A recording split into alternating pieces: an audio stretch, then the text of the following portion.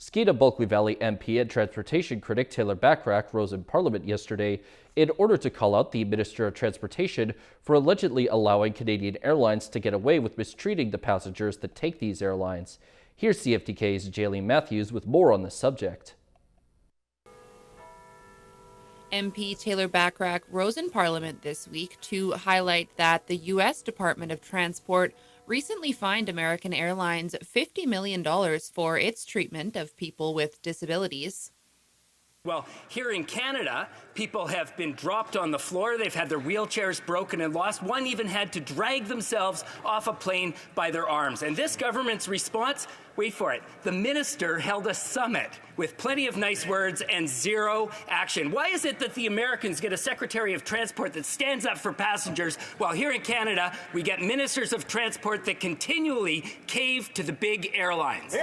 The Minister of Transport responded, denying a lack of action. I beg to differ. I'm standing up in this House today after meeting with our government's Chief Accessibility Officer to definitively emphasize how important passenger safety and accessibility is for this government. And I will repeat that over and over again in this House and outside of this House.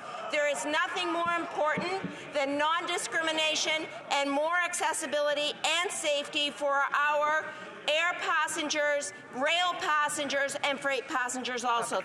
Last year, following reports of passenger mistreatment, a study was done at the Transport Committee on the issue of accessible air transport for people with disabilities. There were many reports of passenger mistreatment being common, but airlines reported having measures in place.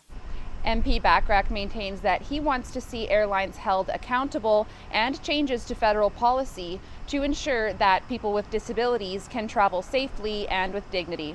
For CFTK News, I'm Jaylene Matthews.